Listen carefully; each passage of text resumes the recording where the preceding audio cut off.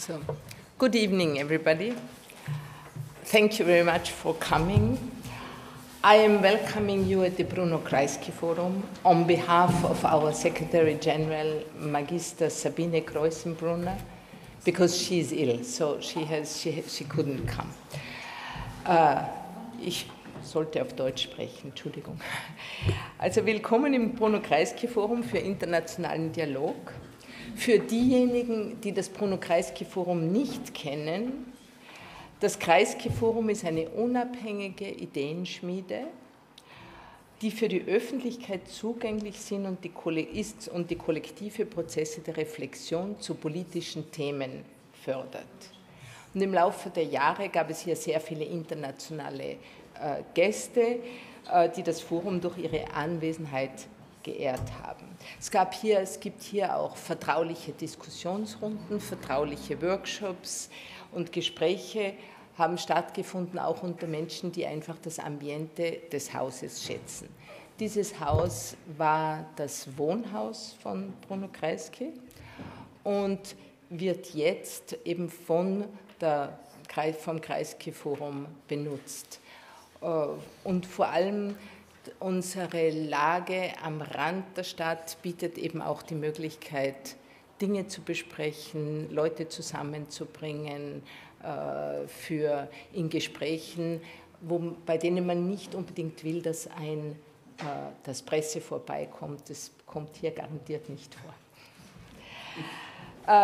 Ich möchte ganz kurz ein paar logistische Dinge sagen. Diese Veranstaltung wird in Deutsch und englischer Sprache stattfinden. Also wir werden jetzt am Anfang Deutsch sprechen, es wird eine Stelle auf Deutsch gelesen. Die Diskussion werden wir der Einfachheit halber und auch um Übersetzung zu vermeiden, in englischer Sprache führen und die Paneldiskussion und Fragen aus dem Publikum dann können aber sehr gerne auch auf Deutsch gestellt werden oder einfach in der Sprache, in der Sie sich wohler fühlen. Ich würde Sie bitten, auch Ihre Mobiltelefone abzuschalten. Die Veranstaltung wird aufgenommen und wird gestreamt und ist dann auch auf dem YouTube-Kanal des Kreisky Forums verfügbar. Ich werde Ihnen, eine Erinnerung ist immer gut, ja. So, und bevor ich dann zu meiner eigentlichen Rolle übergehe, nämlich das Thema einzuleiten des heutigen Tages und auch die Moderation dieses Panels zu übernehmen, möchte ich gern Herrn Manuel Irmann, den stellvertretenden Missionsleiter der Schweizer Botschaft, hier zum Podium bitten, um einige Grußworte an Sie zu richten. Vielen Dank.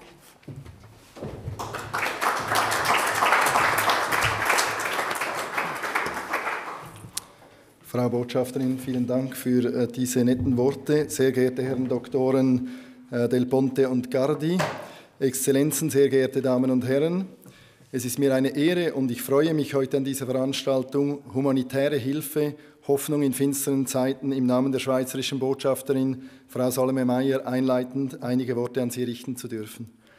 In der Tat leben wir in einer Zeit, in der die Konfliktherde weltweit mehr werden und damit auch menschliches Leid zunimmt. Ein Blick in die Medien reicht dafür, um sich dessen zu vergewissern und spätestens seit dem russischen Angriffskrieg auf die Ukraine erleben wir auch in Europa wieder finstere Zeiten.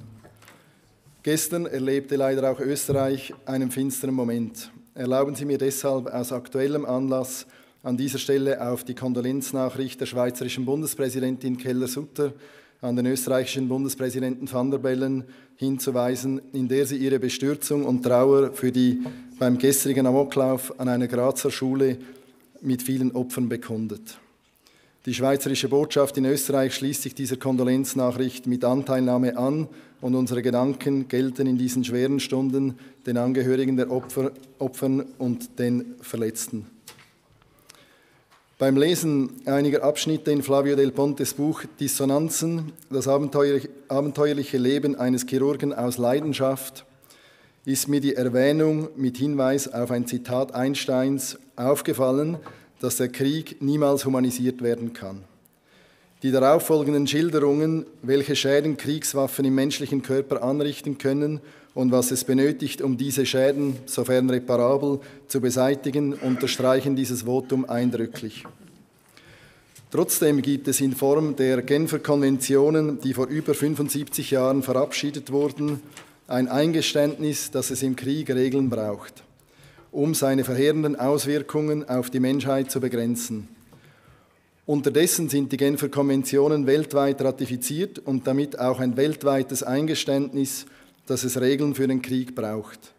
Diese wiederum bilden den Kern des humanitären Völkerrechts, das Menschen schützt, die nicht oder nicht mehr an den Kämpfen teilnehmen, und sie sind heute weitgehend ins Völkergewohnheitsrecht eingegangen.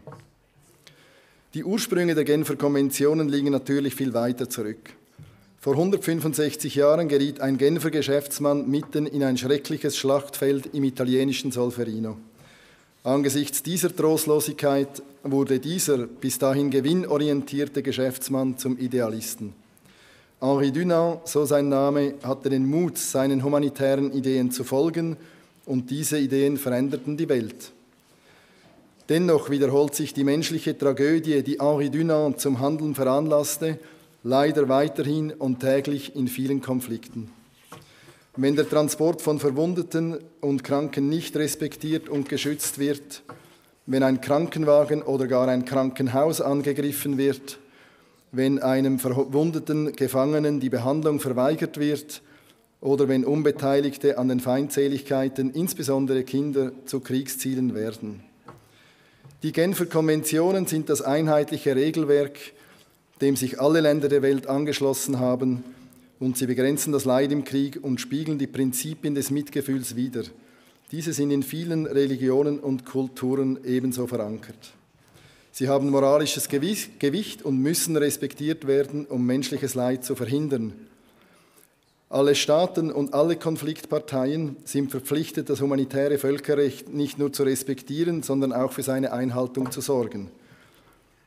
Indem es die Auswirkungen bewaffneter Konflikte begrenzt, kann das humanitäre Völkerrecht die Rückkehr zum Frieden erleichtern. In diesem kritischen historischen Moment, in dem wir leben, geprägt von vielen Konflikten, die großes Leid verursachen, muss die Achtung des humanitären Völkerrechts politische Priorität haben. Dafür ist das Engagement aller Nationen unerlässlich.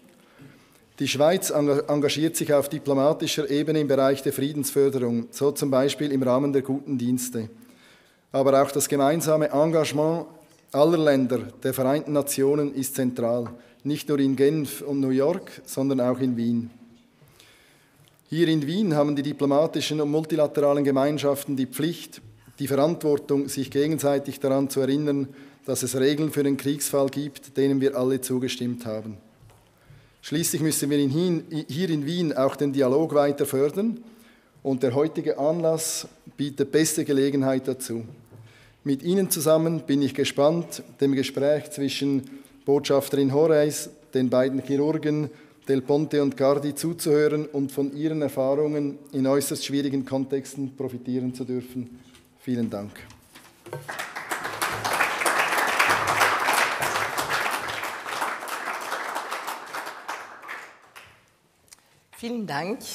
Vielen Dank, Herr Gesandter. Bevor ich nun in den Abend einleite, and I may switch to, möchte ich zuerst ein paar Dankesworte sagen. Diese Veranstaltung wurde nämlich organisiert in der Kooperation zwischen der Schweizer Botschaft, vielen Dank an Sie, mit Unterstützung der NGO Emergency und auch mit dem Beitun mit dem Verlag Westend und auch im Beitun der vielen Kolleginnen hier im Kreisky-Forum. Vielen Dank an alle.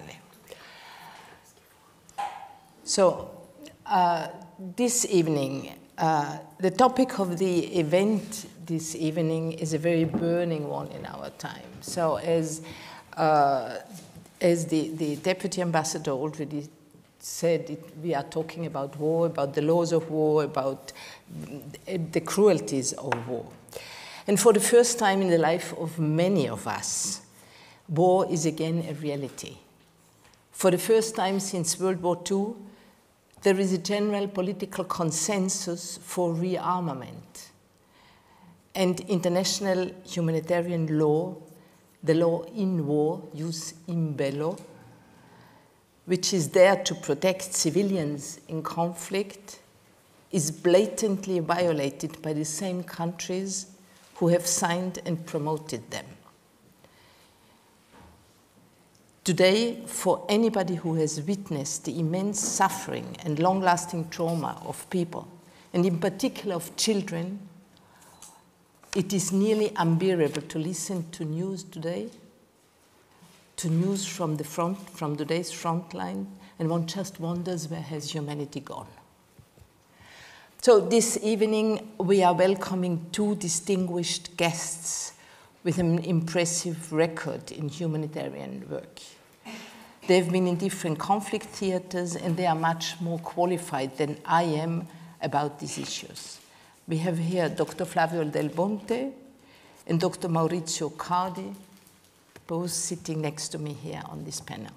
So Dr. Flavio del Ponte has been working since '86 as a surgeon and as a medical instructor in different conflict zones, in Cambodia, Vietnam, Western Sahara, and in Rwanda, and others, on behalf of the International Committee of the Red Cross, the WHO, and the UN.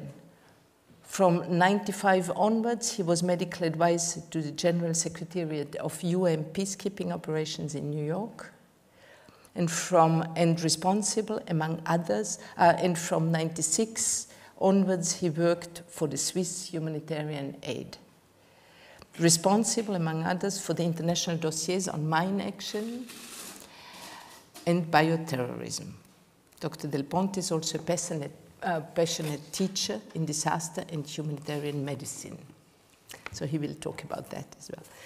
So, and Dr. Maurizio Cardi is an Italian surgeon and associate professor at Università La Sapienza in Roma. Since 2007, he has been working with the Italian NGO Emergency as a war surgeon and medical coordinators in many missions in Afghanistan, in Iraq, in Libya, in Yemen, in Sierra Leone, and Sudan, where he was in charge of the surgical treatment of the war-wounded patients and of the training of local staff. Flavio del Ponte, you have written a book called Dissonanzen, here, edited by Westend-Verlag, and in which you talk about your experience in different conflict zones, but also as a hands-on humanitarian diplomat, as you call yourself, and always committed to humanitarian issues. Flavio, when I was asked to moderate this event, I thought it was about the presentation of the book, actually. And then you told to me, oh no, the book, we have to talk about very important, substantial issues. So I will not read so much about the book. But I would be happy if somebody reads the introduction so that people understand why I have written this book at this very moment. So I wanted to ask Mr. Rainer Weiss, who is the editor and translator of the book, to come to the floor and to do what Flavio wanted you to do.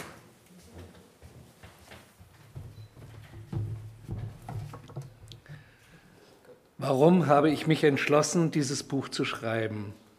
15 Jahre nachdem ich meinen Beruf als Arzt und überzeugter Verfechter der humanitären Hilfe aufgegeben hatte. Sicherlich, weil ich zu lange von Freunden und Bekannten gehört hatte, dass es meine Pflicht sei, eine Spur meiner Erfahrungen aus nicht weniger als 40 Jahren zu hinterlassen, von denen ich so oft erzählt hatte und die immer Neugier, Interesse, aber auch Befürchtungen geweckt hatten. Aber es gibt nicht nur das eine, das Miterleben von Gräueltaten, Fehlern und Schrecken, die Unterschätzung des Bösen, das Versagen, die notwendige Verantwortung zu übernehmen, sondern auch das andere, eine Botschaft an junge Menschen, die sich der Medizin der humanitären Hilfe verschreiben möchten. Ja, ich fühlte die Pflicht, meine Gedanken an die weiterzugeben, die nach mir kommen werden. Aber den stärksten Impuls empfing ich am 24. Februar 2022, dem Tag, an dem der Krieg Russlands mit der Ukraine ausbrach. Ich sah die ersten Bilder der Invasion im Fernsehen und sagte mir, dass ich nicht länger schweigen könne.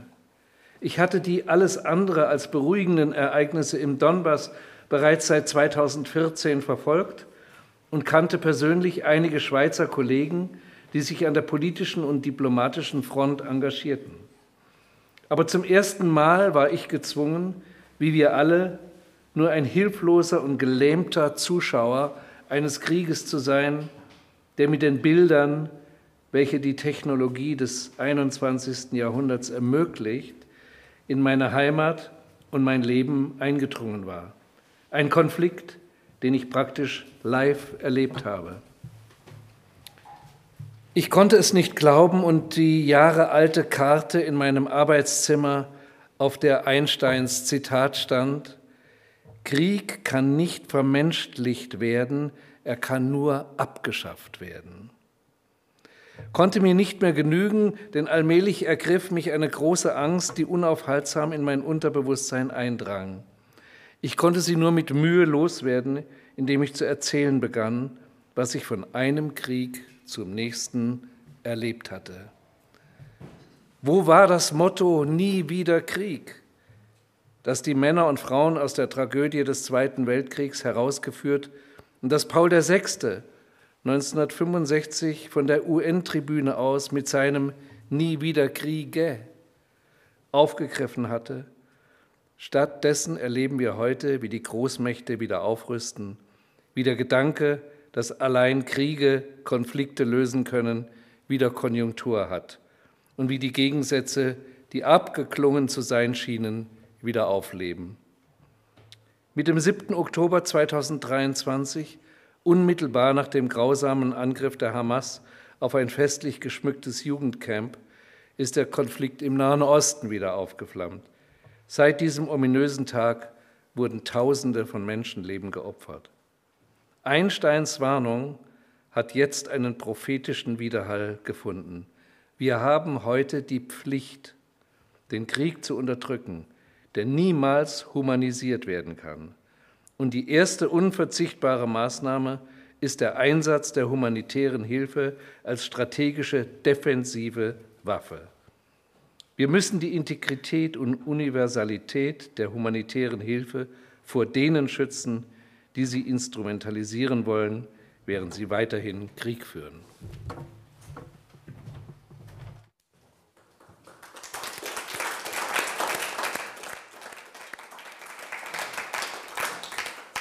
Thank you very much. So, Flavio, you started your career as a surgeon and as a trainer in a variety of conflict zones of the world. You have been in Cambodia, in Laos, in Vietnam, in DRC, in Rwanda, just to name a few.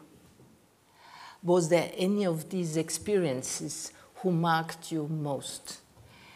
And I imagine there is a huge amount of things that you want to tell us this evening. So is there anything which urges you most to communicate to us, to our public this evening? Thank you very much, Madam Ambassador. I feel a little, not confused, but somehow strange. I heard just a sort of laudatio that in fact I was myself writing this introduction in the book. And this leaves me a special atmosphere. I would say that I would like to join with you all. In a sense, you understand what it's about today, this evening.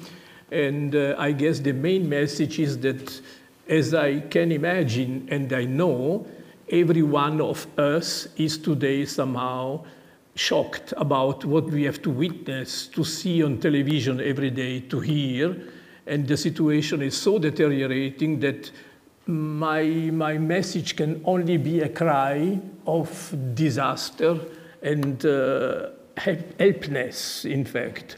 But nevertheless, and we will come at the end again, we have to keep hope, I guess, in spite of everything. So today, with my friend Maurizio, we will not try to give you impression, to shake you. Okay, I will show some picture that I think everybody must just have a look to them to really understand what's about. But we are here, I guess, together to share our discomfort that we have now. And we have, each one can do something for the humanitarian aid that in fact today is not anymore respected. We will not go into details because the issue is too known and we are all somehow suffering. But nevertheless, we would like to go ahead, and humanitarian aid can surely give an important support for this moment. So you have been talking about humanitarian aid in general, but you describe also several situations, and you have been insisting also in the importance of the humanitarian medicine. So could you explain perhaps a little bit further how you... Okay, in fact, in the book, I had the opportunity along the book to develop my thinking. I started, I mean, this is clear, I thought medicine is fitting perfectly into the humanitarian aid. And I had also to discover what means humanitarian aid, because as a doctor, I imagine it as a surgeon, I save life, I operate my patient, but then what happens? Okay, I could save the life, but what is the quality of the patient? They are victims for the rest of their life. And I will come later on for a little more details about this aspect. But nevertheless, I guess each mission that I had the honor to can fulfill has given me something special. And usually this question arises many times, which has been the most important or shaking mission in your life?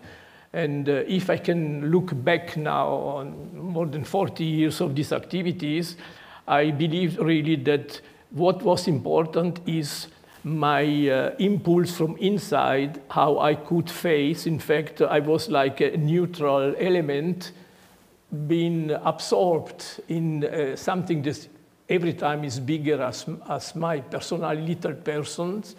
And in this sense, I guess, like all other colleagues in the world who are doing the humanitarian medicine, they're all, in fact, giving honest support and fully aware of our limits. With our surgery, we put it a start. You will tell us even better. But finally, many problems remain. But we can do in each stage something. You want to elaborate on some examples, or you want to? Now, I had prepared some slides, and maybe we can go very shortly through because the time is. Also, humanitarian disaster. I start with disaster and not with the medicine, because this is what, and you see. I mean, among all these oral disasters, in fact, even poverty, lack of water can lead to disaster. But you have the embarrassment of the choice today. But for sure, the fact the conflict situation is in the forefront today. The classical picture that I have to give is immer. Usually, you have first effect. That is, could be a bombing, it could be a disaster, an man-made disaster or natural disaster. But then in the emergency phase, we are speaking about humanitarian aid. The emergency phase is usually followed by reconstruction. But this means that the war activities, the event that was exploding, is taking stops. And then the world can go ahead with a commercial, with a normal life should come back. But what we are seeing every day and more, there is not anymore like this. I mean, the split between the period of the tragedy that requested humanitarian aid is not followed by the phase of development and reconstruction. Because we see wars are beginning, sometimes they are declared that they are gone and finished, but in fact, the misery who is left over, and so low conflict worldwide, you know, there are more than 50, let's say, still foyer of,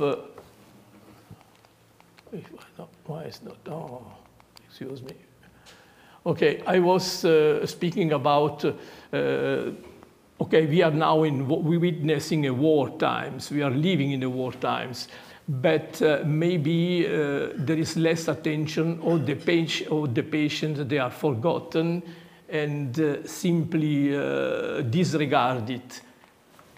And what I mean, as I was just saying, the focus on more than 60 crisis situations. Then also the press, who is reporting, our television, our written press, and every type of press, is always in time restraint period, usually. And the generosity of the public that in the past was always animated and could be helpful in a short time with very decisive actions, somehow is a little tired. And also, after every big event, like a disaster, there is a called CAP appeals for financing. The international community is publicly announcing a lot of money.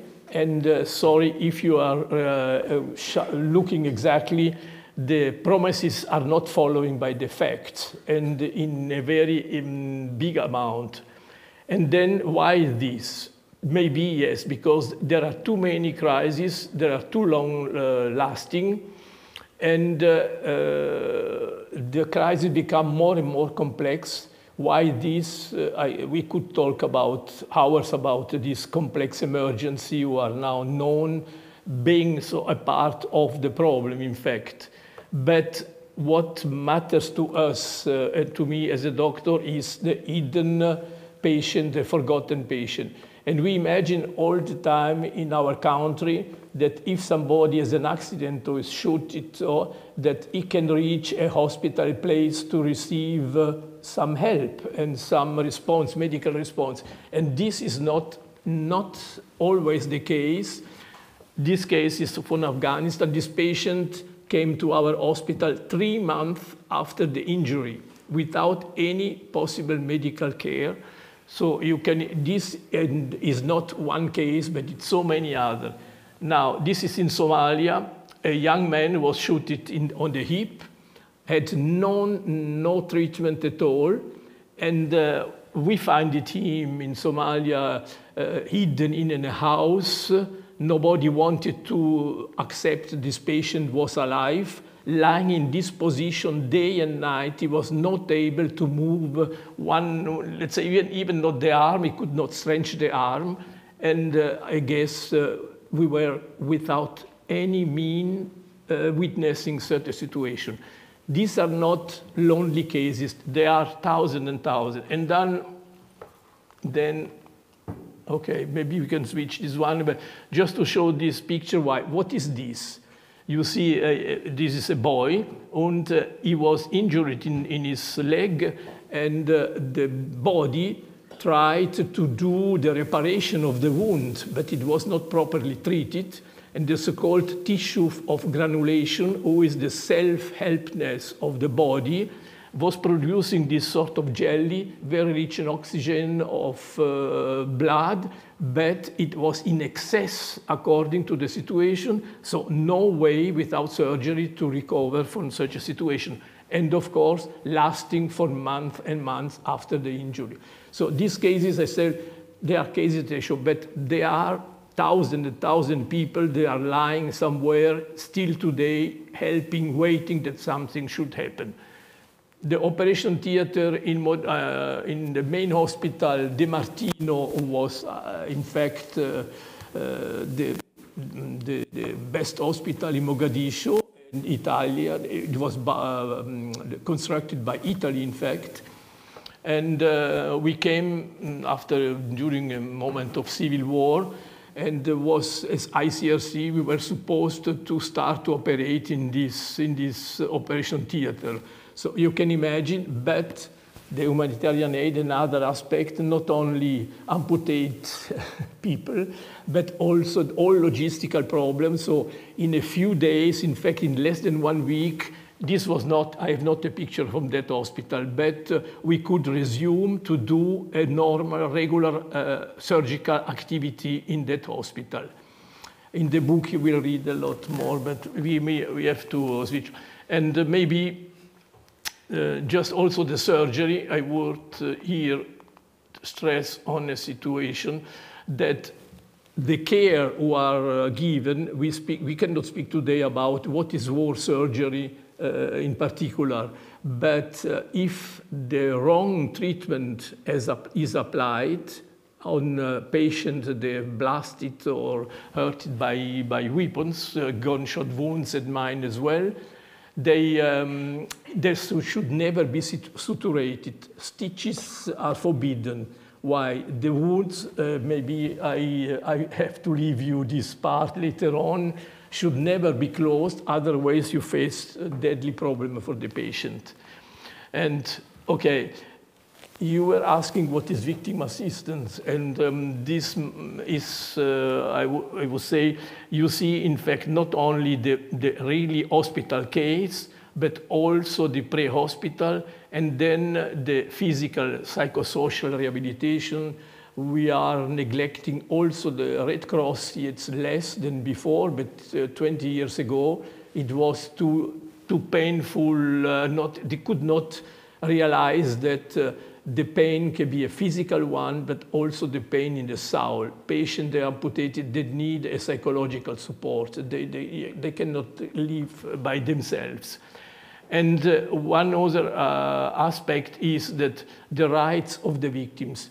We are usually thinking that if we help, we are caritative, we are ready to help, but we should revert the situation and think that the patient have the right, not only that we are kind to help them, but they have the right to receive all necessary means and treatment.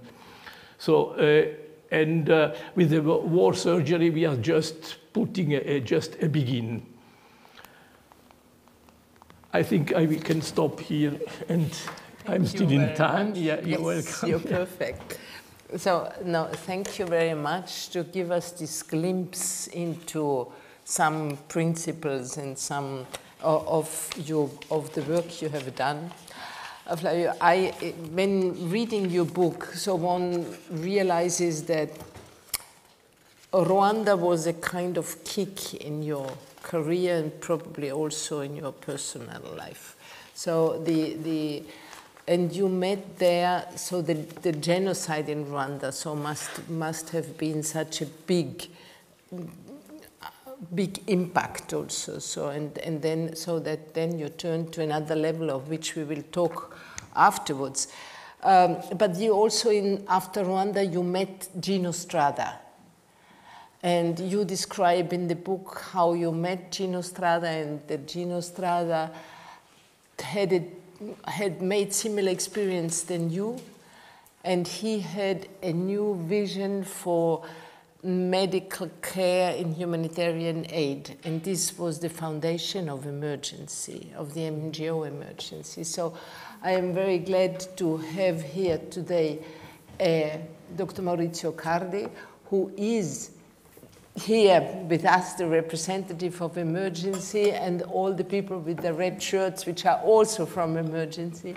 So can you explain to us, and following what we just have seen a little bit, so how is emergency intervening in these kind of contexts, and how is emergency, what's the philosophy, and what's your experience of work as well? Yes, for sure. Thank you. Thank you, Irene, for your moderation and giving me the opportunity to be here in behalf of the emergency. Thanks for the Bruno Kreisky Forum for the invitation. Thanks from Emergency Austria that made this possible.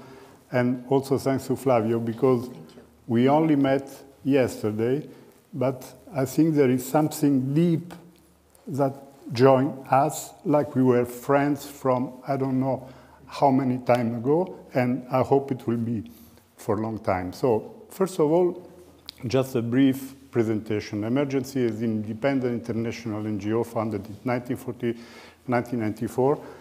Gino Strada was the CEO, founder and CEO, and was born to provide high standard and free of charge medical and surgical assistance in war-torn areas, promoting a culture of peace. You have perhaps the clicker.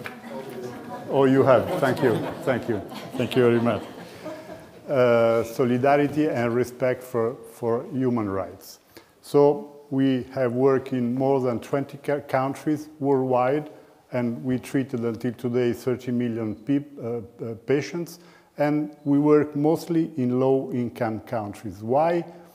Because, of course, you know, between the health indicators that the World Health Organization indicate for longevity of the population, it not depends so much on the number and the type of the hospital you have on the territory, but most on the presence of peace, because war is the worst public health tragedy, and poverty carries social and sanitary emergencies with lack of acceptable level of medical facility.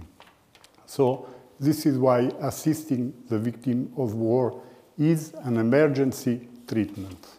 So you should do that. So which are the main points that guided emergency in treating and in building these hospitals? Equality, quality, social responsibility, and training. Equality, because of course every human being has a right to receive the medical treatment regarding of economic and social conditions, and we were speaking yesterday about that, and even in poor countries, not everybody agree that our intervention should be completely free of charge.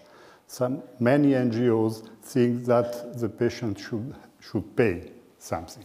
Quality, so high quality health system must be based on the need of everyone.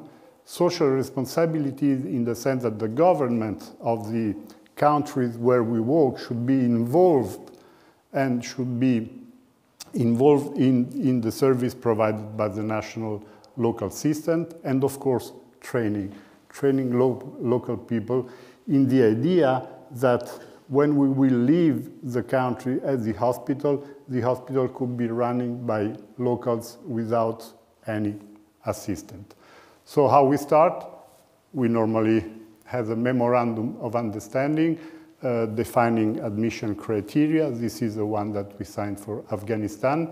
And then we build or rebuild hospital. This is a sentence, something that Gino Strada wanted to point. It's very important. When a hospital is good, when you're willing to take your son or your relatives there. If it's good for your son, it's good for everybody. If you think that something happened to your family and you have to evacuate them, this is not a good hospital. So, as much as possible, our hospitals have gardens with peaceful and relaxing environment, mostly for the patients, trying to build a human dimension, of course, for the people who work there, but mostly for the patients. And always you have to evolve, you have to invest. This is the Lashkarga hospital that Irene, you know, also Flavio, you were there. And this is the first OT up on the left, and this is the OT now. So you have to invest in your hospitals. Just a few numbers, just to understand that in these hospitals we do something like 100,000 operations per year. in all the hospitals we have. We have 3 in Afghanistan, 1 in the north in the Panjshir Valley, 1 in Kabul, opened in 2001, 120 beds with 8 beds of the formal ICU, and the only free of charge CT scan in Afghanistan until today, and the third one in Lashkargah. Until today, almost 100,000 operations done since 2004. Then Salam Center, something changed, and Salam Center for Cardiac Surgery in Africa is a hospital of excellence because perhaps you don't know, but rheumatic heart disease is the most common acquired disease in Africa, and around 300,000 people every year, mostly young people, would need a valve replacement. So somebody has to do that. And of course, this is the cost of the whole hospital is 15 million euros, and this is important. We'll see later on. And this is incredible because in this hospital, which is of course completely free of charge, the patients are coming from around Africa and even from Afghanistan and other countries, from 25 different countries in Africa, completely free of charge and to the charge of the emergency. And these are the numbers, almost 10,000 surgical operations in the last years. This is the last hospital, Children's Surgical Hospital in Entebbe, Uganda. This is a hospital for a pediatric elective surgery, and this also opened in 2021, and these are the figures. But of course we do surgery, but not only. In Afghanistan, in the north, we do maternity, and we have also pediatric centers in Port Sudan, Nyala in Sudan, in Anoba, also in Afghanistan. So the last thing, just to understand what should happen to pass from the left side to the right one, and to reach something which is, you know, something very Padre Pio. So, first of all, you should be ready to work in such a hospital during what you can hear. This is a night in Lashkargah. Flavio, you know for sure what happens there. And it's not always easy for sure.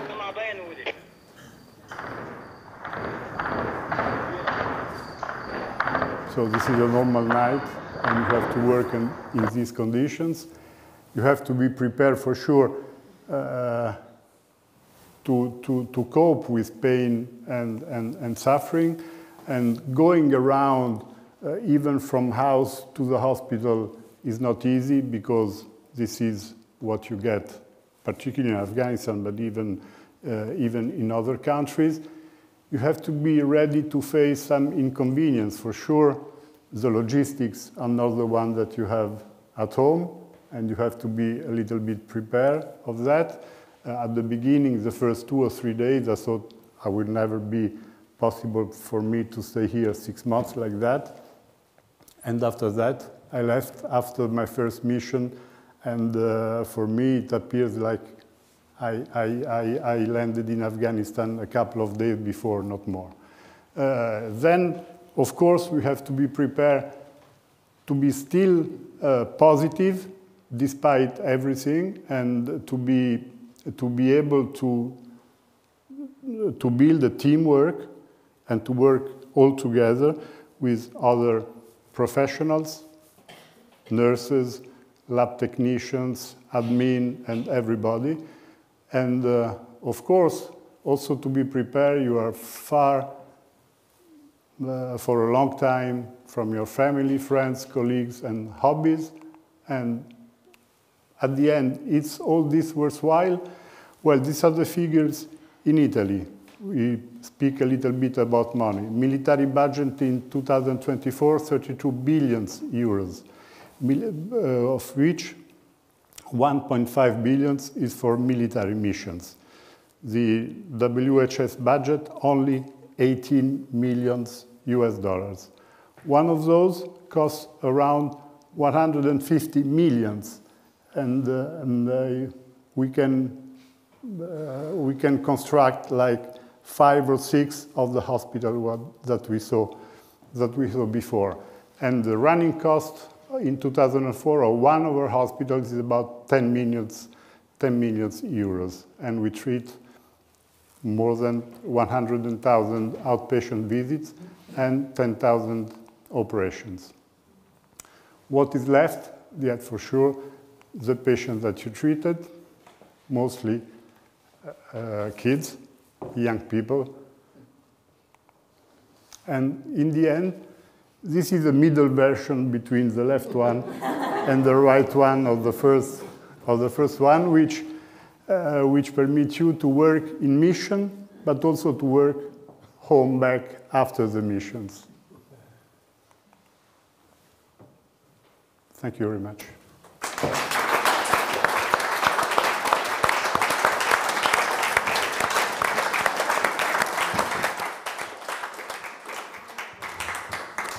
Thank you very much, Maurizio, for these impressive presentations, and I think it gave a view to everybody how emergency works.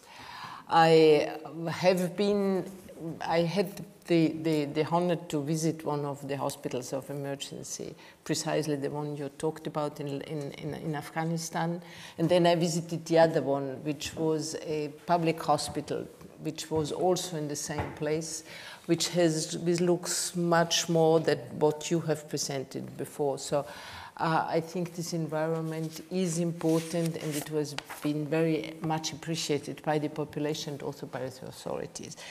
So, but I wanted to say, but at the same time, when you work there in these conflict zones, you are working always amid a conflict environment. So I think it's difficult also to imagine is how difficult it is for patients to get to your hospitals, and how dangerous is life around the hospital. And I'm not talking so much about about your life, you know, so but more also for the patients who come and go. And I remember that with your colleague from emergency, we have been together to the governor of Lashkargah, who claimed a patient around the Taliban who was in the hospital. And your colleagues had to defend that the invulnerability of the hospital. So I think that you are depending very much, and maybe you want to say something, is this important struggle with the parties of conflict for the access of patients, for non-discrimination, and to claim the basics of the international humanitarian law, which is the respect for civilian space, the respect for schools, for hospitals, for ambulances, for humanitarian workers, and also for the basics like water and food for people. So can you give perhaps some example and say some words to that? Just, yes, for sure. Of course, it's difficult to defend a hospital.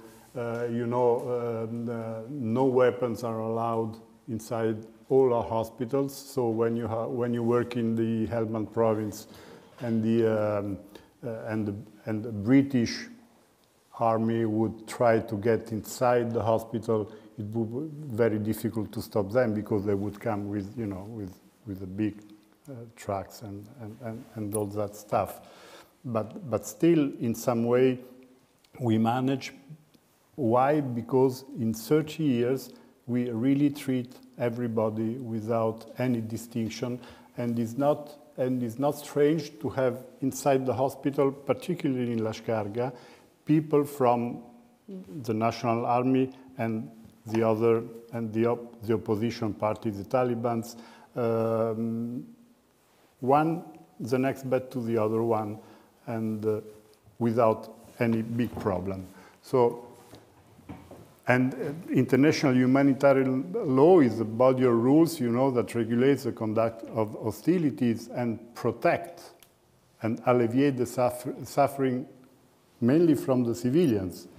And, you know, and also there are a lot of, Flavio knows very well, a lot of conventions that say that unnecessary wounding or suffering is forbidden, but what we call collateral effects are these ones. You know, World War I, 90% of the victims were combatants and 10% civilians.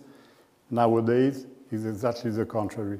90% are civilians, 10% are combatants. This is a brief survey that we had in the Kabul.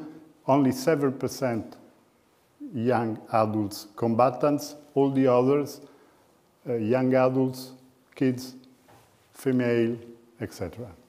This is 1 day of patients referral in our hospital in Mosul, in Iraq. This is figure for WHO. Over 173 patients, 128 were civilians and 45 were combatants. So, and also, it's difficult for us. We have cars and we have means of moving a little bit easier, but for the local people, it's of course difficult to move. And this is why, for example, in Afghanistan, in 30 years, we developed a network on what we call first aid posts. There are more than 30 scattered all around Afghanistan, and we take them like this, we transform like that, and these are places where, this is a Google Maps where all the first aid posts are. This to provide, you know, some of them are in very remote areas. These are over 300,000 meters in the mountains near the border of China. But this is a very small, very recognizable, white and red, and the people know that there we have a nurse with antibiotics or painkillers, and the nurse is going to make a small dressing, and we have an ambulance that can refer the patient from there to the main hospital if they need something more than just a dressing. So. Thank you very much. This is the good of having a long-term intervention, which normally we prefer to what other NGOs normally do, you know, to go someplace and operate in 2 weeks, like 1,000 patients, and then leave. Mm-hmm. Of course, this is very good because you operate people, and this is very good, but local capacity building, almost zero.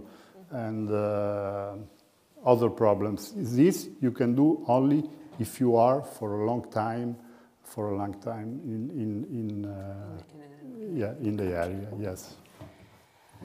So thank you very much. I want to stay on the side of international law and of the I would say also of the regulatory environment that humanitarian aid needs. So humanitarian aid NGOs and humanitarian workers can do something, but without parties respecting the rules of law of war, and without parties giving you access, etc., there is little that you can do, and at the same time the war reproduces the victims that come to you.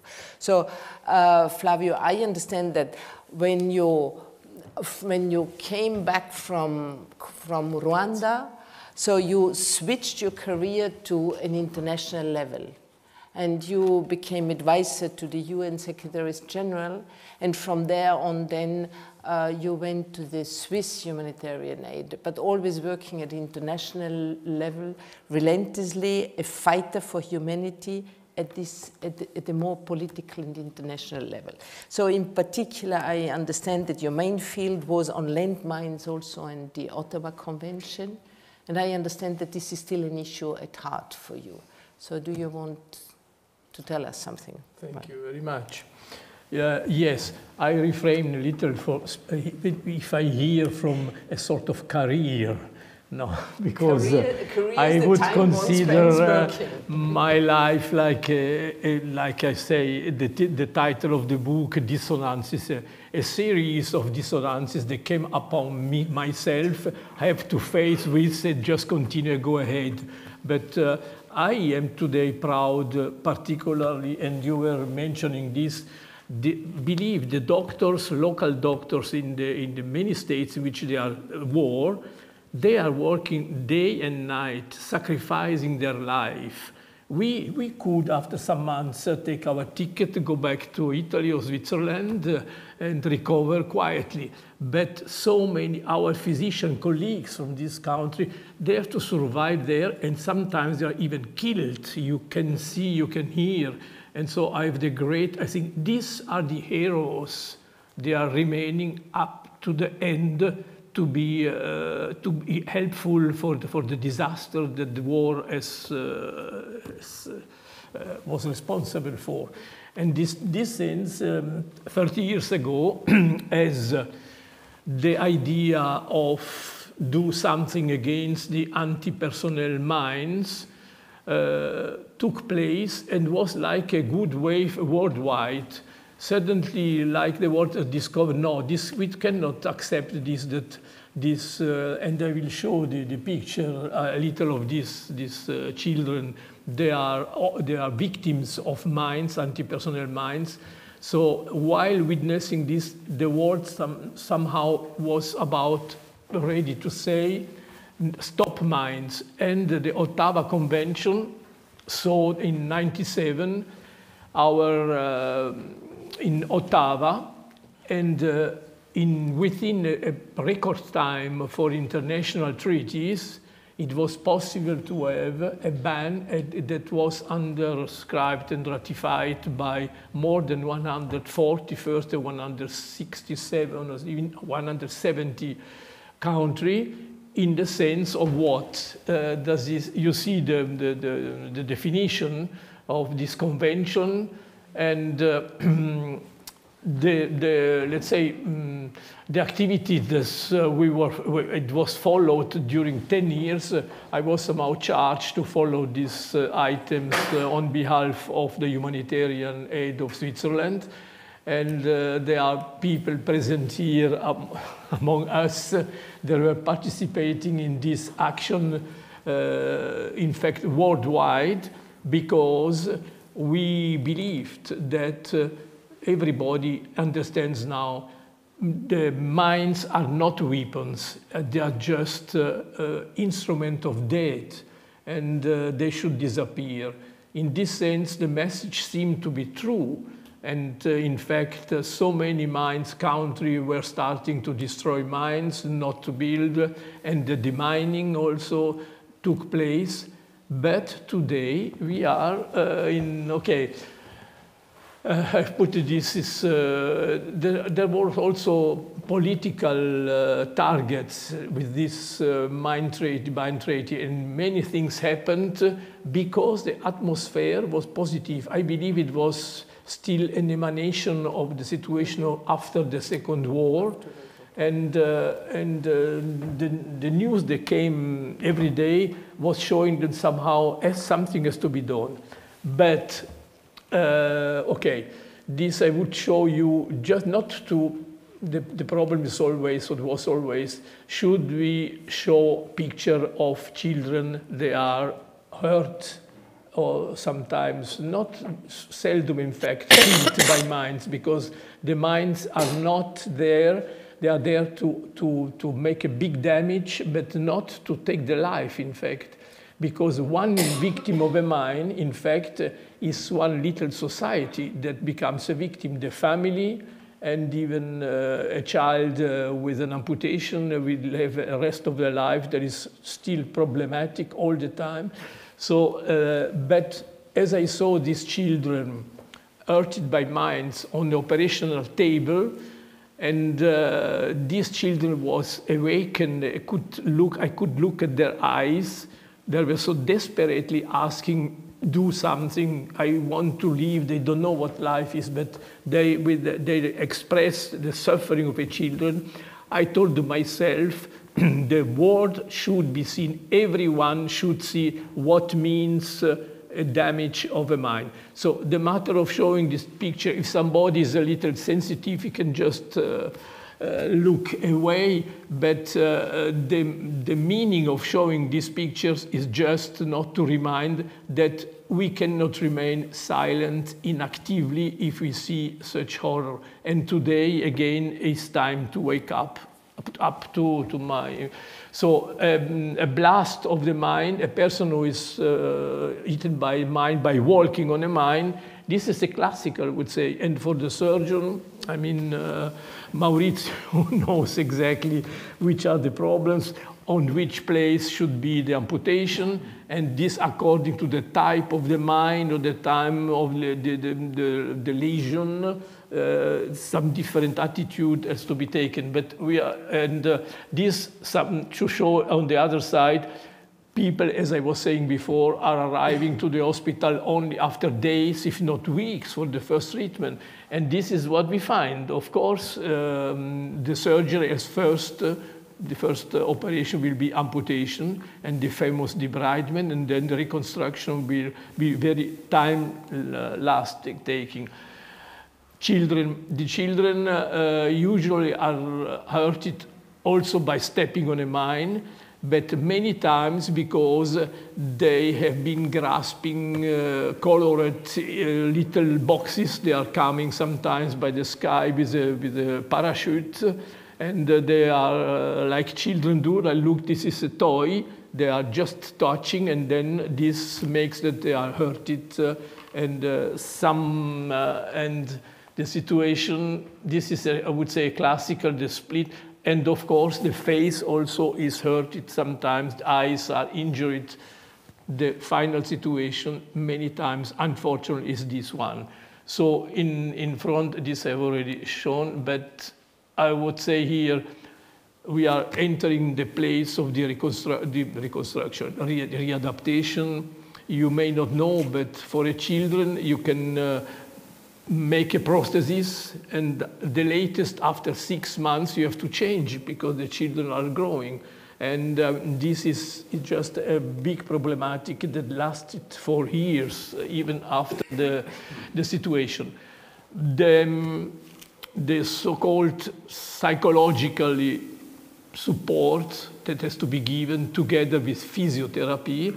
I can just recall one example. The medicine is evolving, in fact, and even the treatment, because ICRC, it was in the late 80s, as we were requesting from Peshawar to have some physiotherapists to help the treatment of the amputated patient. Geneva answered bluntly, no, we don't think that physiotherapy is part of war surgery. This is just for Swiss private clinics, but this view has meanwhile changed very much, and today ICRC is in the forefront for the education. And also the psychological problems in one hospital, there are not only the patient, these are all patients from South Sudan. They were already treated in recovering, but again, the particularity of each situation is different. To go back to their own village, they had to wait the UN fly back to South Sudan. And so it was that in the hospital, these children, they were around like children do, playing and animating a little the life of the hospital. But finally, we decided maybe we can organize some schooling, and as well, a great success, so the readaptation using the time for a good mean. And in this sense, good, this was, I would maybe skip now because the time is going, because we are many times talking about the contact that we as a physician, but also as helper, humanitarian helper, on the spot, we have a unique opportunity to establish a dialogue, a human, let's say, relation to the patient not only, but also with the population, with the authorities.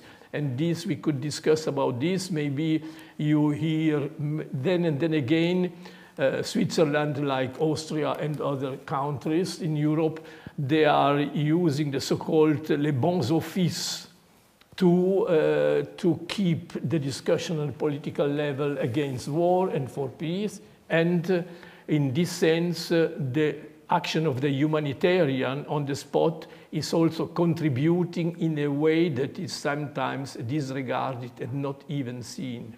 Thank you very much. Thank you very much, both of you. Thank you.